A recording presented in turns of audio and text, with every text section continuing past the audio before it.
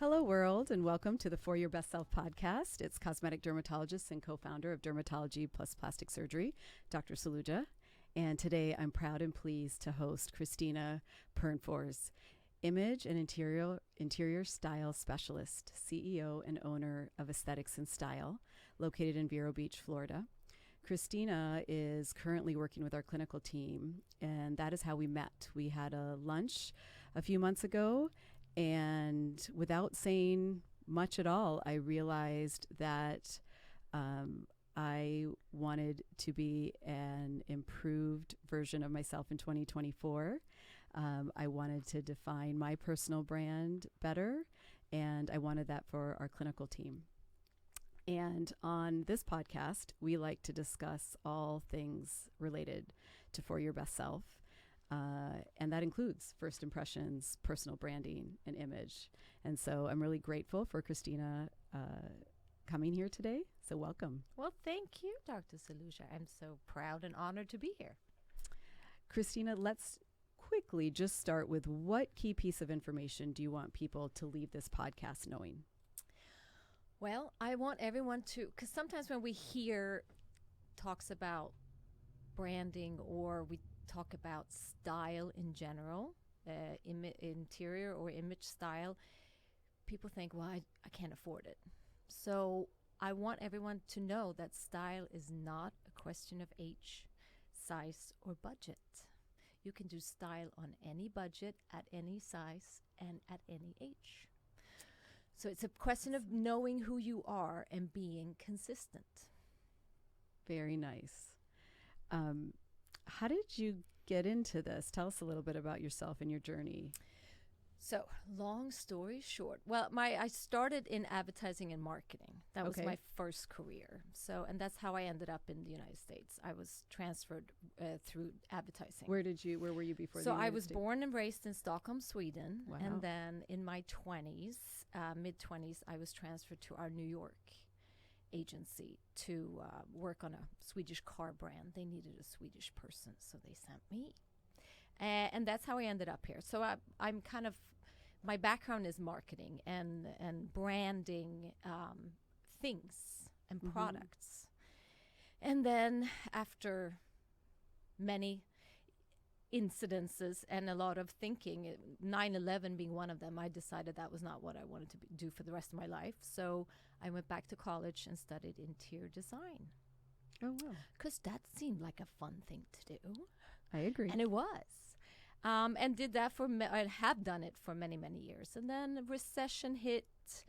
Things, not a lot of people needed interior designers all of a sudden, especially here in Florida. So I did, I was a director with the cosmetics brand for many years as well.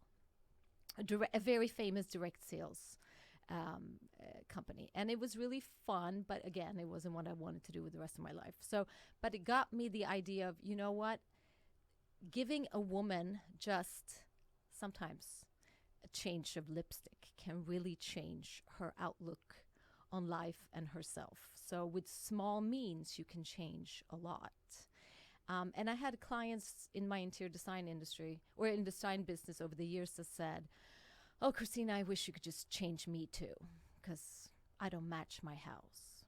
So I knew that there's something there. Oh, as the house improved, yes, they were exactly. feeling they didn't fit. Felt that they were visiting someone else's nice house. That's kind of how it all, so then I certified as an image consultant and I kind of tied it all together. Very interesting. Yeah, but it's it sounds like, well, interior design and image style, does that have anything to do? Yes, we're all aspects of shape, size, proportion, color, and the same rules apply. What's a typical client like for you, or what are their problems or that they're asking for help on? Or well, often it kind of leads from either end. So either kind of maybe we start with interiors and then we move over to personal style, or other way around. We start with personal style and then we move into interiors. And sometimes we just keep it in the separate. Some clients are only interiors, some are only personal style. But of course, my dream clients are the ones where I get to kind of work on the whole holistic aspect of style. That's a good day in the office. Very nice. That's true. The whole holistic is always is always great. You talk about a line that everything about you speaks, and I've heard you say you are a billboard. Can you help us understand what that means?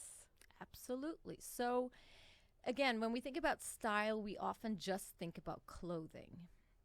What we're wearing, if it's a brand name, or if it's we think that if we buy a Chanel suit, all of a sudden now we're elevated style. It's not about that. It's really about, again, the whole aspect of you, and everything about you speaks, means every little detail about you says something about you. It's that visual, the silent visual cues that we give out, whether we want to or not, but that's how we Can see you the give an world. example of something someone might give off as a visual cue that might signify something they intentionally or unintentionally? Great. So, for instance, you might say that you really think that hair and makeup is important, and that's how you want to put yourself out there. So you put a lot of effort into that. But you might not think about maybe your nails, or maybe that you have scuffed shoes, or maybe that your car is really cluttered and dirty. And all of a sudden, that polished view of you, or the polished image you have, it's a disconnect with you and your cluttered car. So those are all of those aspects. And when I talk about look at yourself as a billboard off the highway, and it's just kind of to give a good visual description that everyone knows what it is. So when you drive down 95 and you look at billboards, you'll remember some of them for the right or the wrong reason, depending on if you agree with the message or not. But most of them you will not remember 10 seconds afterwards. And that's mostly how we walk around in life. We see a lot of people, we see a lot of things. Most of them won't register with us because it really, we can't register everything. But we will register the things that stand out, either for the right reason or the wrong reason. And, we're not all going to like everything about each other. But in order to attract the people and the things that you want to attract, putting out an image of yourself as who you truly are, that's what people are going to see, and that's what they're going to pick up on. So if you are a billboard, you want to make sure that the message that billboard has is intentional and true to who you really are. Right. There's some inside work going on here. Absolutely. Right? Because if you're projecting an image that you don't feel either. So true. Yeah. Then you're maybe just doing the image, but not the inside work. Exactly. It is deeper than, it goes way beyond skin deep, or, on top of skin deep. It really is. It's about how you feel inside shows how you feel about yourself, shows so much on the outside, much more than you think. Yeah, that's true. You've also shared a quote from a famous footballer, Deion Sanders. What is that quote, and how does that relate beyond football? So he said, if you look good, you feel good. If you feel good, you play good. And if you play good, they pay good. So it is the question of, how you feel about yourself, how you show up in the world, will, yes, affect people around you, but also reflect your own performance. Right. So if you feel that you feel great about yourself, and you feel that you're playing the part, you will perform better. True. Right. And you put on gym clothes to go to the gym to work out. That's right. But it has also, studies have shown, especially for us women, that our grooming habits affect our salary. So women that put more, it doesn't matter if you are considered classically beautiful or not. It just, what is kind of paying off, or what has in the study showed is paying off, is what are considered grooming habits? So like what's a basic baseline? meaning you look clean, polished, hair in order. You look like you put some effort into your appearance.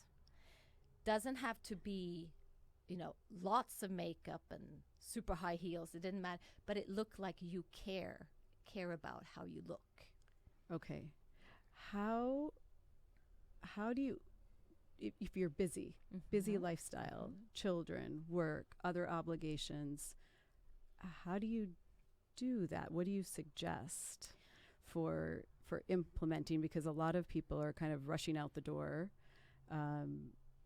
Does this require, for meals, some people Sunday prep, does this require preparation, or are there other approaches? So preparations always help, but I say it's the old keep it simple, sweetie rule. Just doesn't have to be complicated. If you keep it down, that's one of the reasons why I do a lot of closet audits with clients, because it's not about adding more to your closet. It's about streamlining what you already have to make it simpler, to make it so that when you go to get dressed in the morning, you know that everything in your closet fits you like a glove and represents who you are. It means that maybe you just need 1/3 of what's in there. Right. So less choice. Less choices, just streamline it down. And of course, that takes a little bit of preparation, but just like it's a great analogy with the meal prep, same thing. If you keep your routine simple, same thing with hair, makeup, whatever it is, your grooming overall, just keep it simple and get it down to your, so to say, science. That brings me to a question. Are there things that you say always no to? Like things you should definitely purge or not consider? Because I think there are people that feel that they are putting in an effort, and maybe it's just unique enough where... I would say style-wise, no. There is, because it all depends, what style is depends on who you are. Right. So unique is fine. Exactly. Okay. But I would say something I always say no to are things that are torn, that, should not be torn. Yes. Okay. That can't be mended, can't be fixed, can't be altered. Fabrics that they've done their service, now they go to rest. Yeah. Anything. The condition of the fabric. Exactly. Okay. I think condition of your items, your pieces, is so much more important than the label in the back. True. What about in terms of grooming? Are there things that just universally don't work? I think too much of anything. That's actually, does not work. Yeah, I would agree with that in aesthetics. Yeah. Yes. Yeah. Exactly. So again, I think the simpler you can keep it, then of course, when there's special occasions, or go for it. Go a little overboard, do those extra things you don't have time for on a daily basis, but try to keep it as simple as possible. And a little goes a long way most of the time. When we've talked about your concepts as extending to the workplace, and you've spoken to me about 3 adjectives and a 3-adjective concept for our team at work. And I answered that I'd like our team to have these 3 adjectives: naturally classic, connected, and consistent. Yeah. And what do you mean by the 3 adjectives as it relates to work, professional life? And then I'll ask you how it relates to general.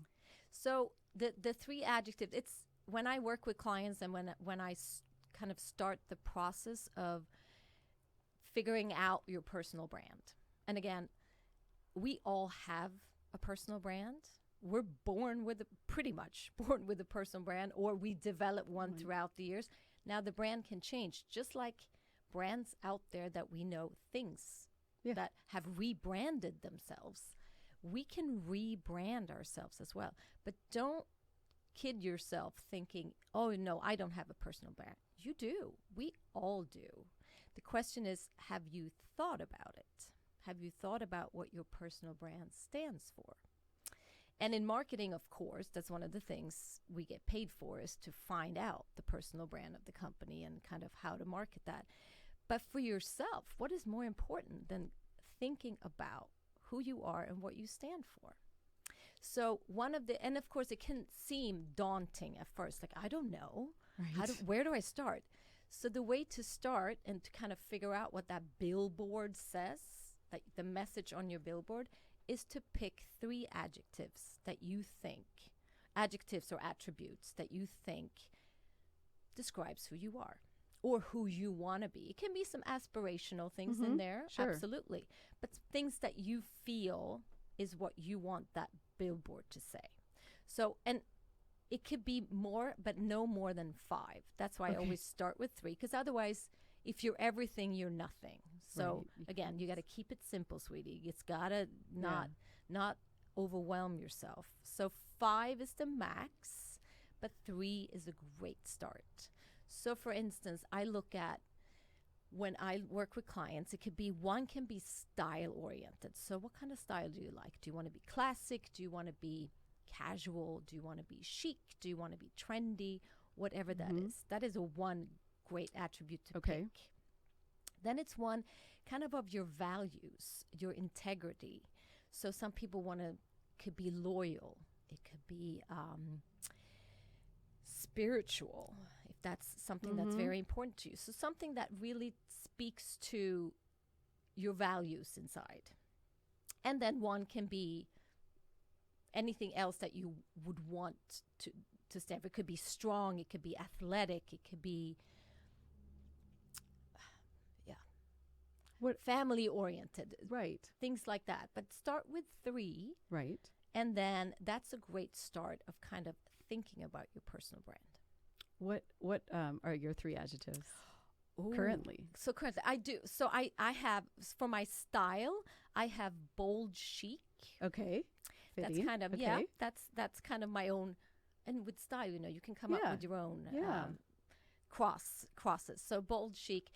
And then I have knowledgeable, because I think if I'm going to walk the walk, or if I'm going to talk the talk, I need to walk the walk. Yes. So that's one of the things that I feel is important in what I do. And also aspirational is one of my, because I want to kind of be, I want to be someone who can inspire others. Yeah. Yeah, this is inspirational as for others, for sure. A lot of we're doctors, right? Our team of doctors and practitioners and team members. We're a lot of people call us artists, but we're also very scientifically based, because medicine is first and foremost based on science, and connection, and then there's the beauty aspect. And so I want to talk a little bit about the research in this area. And there was a concept you introduced to me called enclothed cognition. Enclothed cognition, Enclothed. yes. Enclothed cognition. Yeah. See, it's hard to say. We know Yes, it's science it is. already. So tell me about that science aspect of this. So it was shown in studies that what we choose to wear can and will affect our performance. Okay. So we touched on it briefly, but yes, it showed that they did studies where people put on, for instance, they had a white coat. Okay. So some people were told it's a doctor's coat. Other people were told it's a painter's coat. Okay. And then they saw how these 2 groups how differently they approached something they were supposed to do. So it's just a question of it's almost like putting on that Superman cape. You step into a role when you think you're putting on a professional attire or something, professional, that you feel like, okay, this is me stepping into this role. This is me becoming this person. So then it showed that not only our performance, but our confidence level in in what we could and could not do increased with depending on how we saw ourselves, what we put on. So almost like a work uniform effect. Exactly. Whatever your chosen Exactly. style or uniform is. Yeah. So, and in a lot of professions where we don't have uniforms, sometimes it could feel stressful. But if you look at some very famous people out there, say Mark Zuckerberg, for instance, or who else is a good example? Apple. Steve Jobs. Very simple. They created their own professional attires. Right. Meaning, so Steve Jobs was always the black turtleneck with the black pants. So then he never had to worry about what to wear. He stepped into his role. Same with Mark Zuckerberg, created the gray hoodie and the whatever. They created their own uniforms that way. Right. And it's part of personal branding. Exactly. Absolutely. Tangent, but I just thought of this as we were talking about work uniforms. How do you feel? So one of the things I do when I come home from work is I immediately change. Me too. And often I change into comfort, but sometimes it's sloppy comfort. And I've been thinking about that even for sleep. Do you have recommendations, since we spend a lot of our time in home clothes or clothes we are either lounging or sleeping in? Yep. Does that play a role at home, or are there things we should consider that in terms of home clothes or pajamas? This is so funny. Because it's usually the last to think about, but I've been starting to think like that's important because we spend a lot of time. Absolutely. So I have something called the red thread theory that I teach my clients. Okay. Because this comes up a lot. And especially living in Florida, because people are a little more casual here than most places. So the red thread theory is that we all have we play different roles, wear different hats. We might be soccer mom on the weekend, and we might, come home from work and we want to be casual. The red thread is your personal brand. So in any, so to speak, uniform that you're wearing, if it's the gym clothes or the soccer mom outfit that you're wearing on the field or whatever it is, the red thread should be those attributes that you've picked, and which is your personal brand. So it doesn't mean that we're going to have the same outfits going to work as we are at the gym or at Publix on a weekend, but there should be a red thread connecting them. And when you know your brand and really work on your brand, that red thread is very easy to see. And so you can apply that to your lounge or pajamas as well. So for instance, to give an example, I'm a fitness instructor as well. Okay. And that's some very, part-time, something I've done for years. Obviously, I'm going to wear fitness clothes on when I work out. But I will not be wearing old gray, washed out, or just black on black. Because you're bold chic. Because I am bold chic. Okay. So my workout clothes are very colorful, definitely out there, and bright. Interesting. Because that is my my personal brand. Yeah, that makes sense. So, but I do have clients that sometimes when I go to Publix, in the corner of my eye, I see someone dashing through the aisle. And finally, you meet up at the cash out, and it's a client that goes, "I'm so sorry, I'm not on brand today." I took a break. It's okay. I am not here to judge. The 80-20 rule. Yes. 80% of the time. That's right. Is there a role for flip-flops beyond the beach? I think so. Okay. I think so in Florida, definitely. I think, and especially now, the flip-flops can be pretty chic. Okay.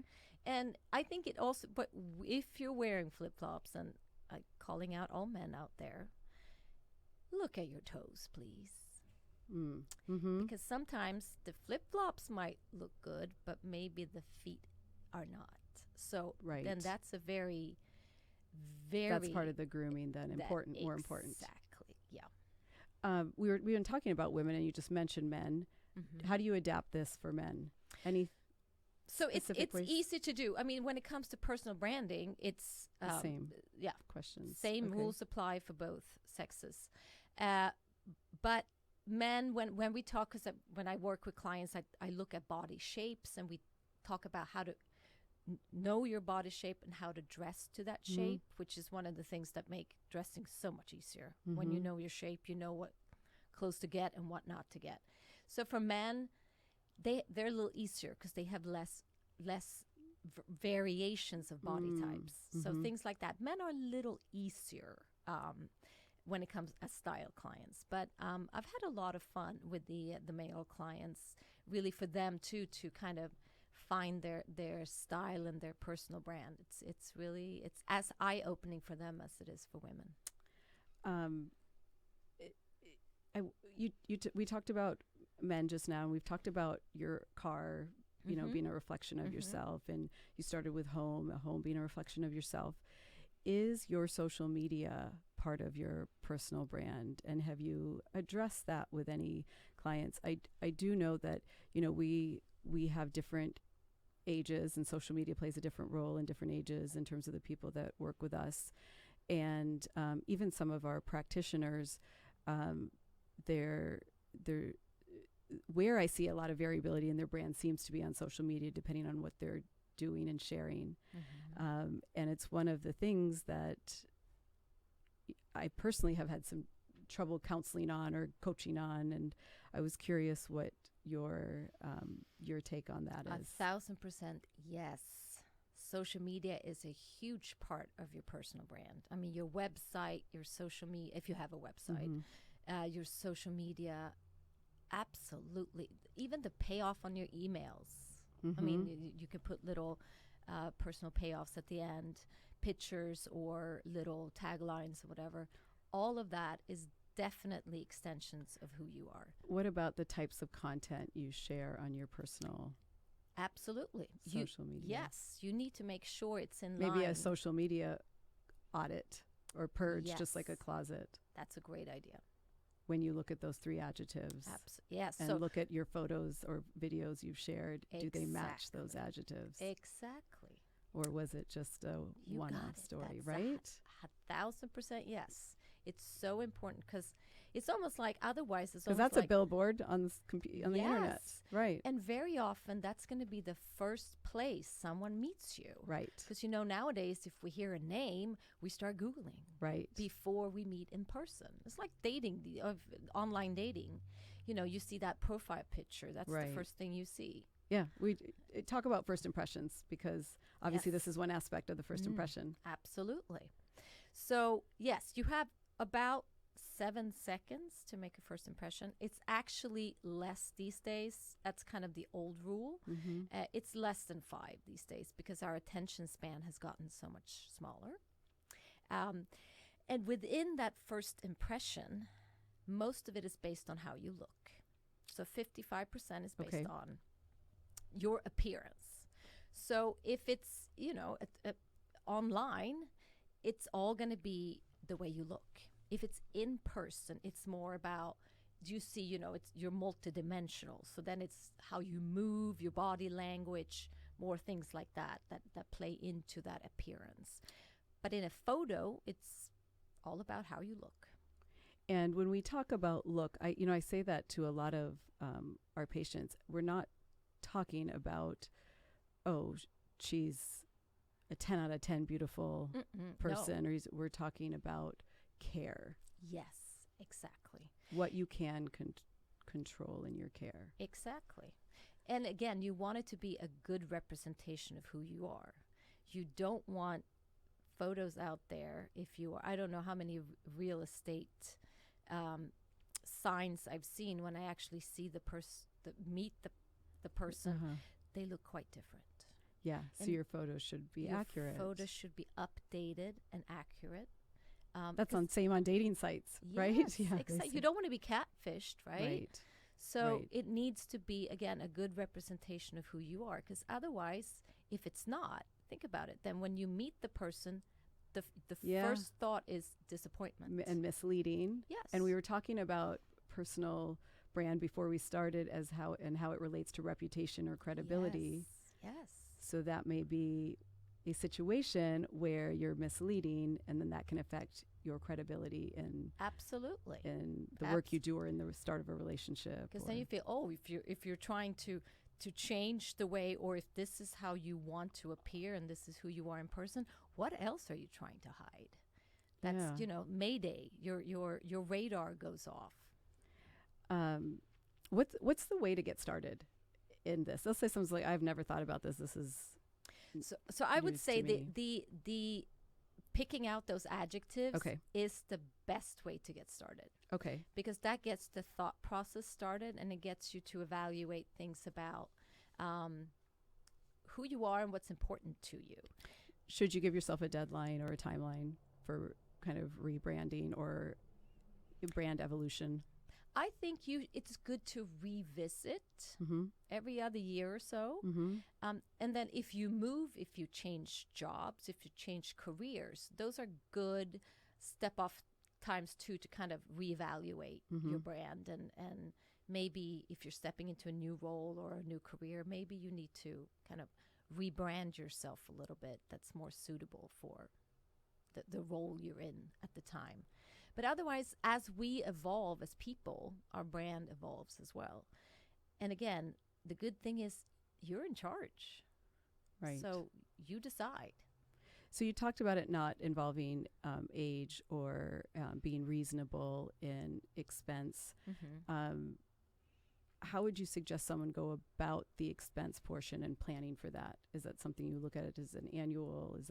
Is there initial fees to have a image consultant? How does that process work? So it's all, as with everything, it can come in all different price categories. But I would say it's, instead of just hiring a stylist to help you out for a special occasion, it's much better than to have an image consultant or someone working with branding where you do a lot of the heavy lifting, because then you can yourself do most of the shopping or the figuring out when you know who you really are. I say to my clients, when you don't need me anymore, that's when I know my job here is done. So could an initial session be a few hours, half a day? So I actually even I have a digital course. Okay. In to make it super easy and very affordable. I created, I used to do a lot of I still do some, but used to do workshops. It was 3-hour workshop.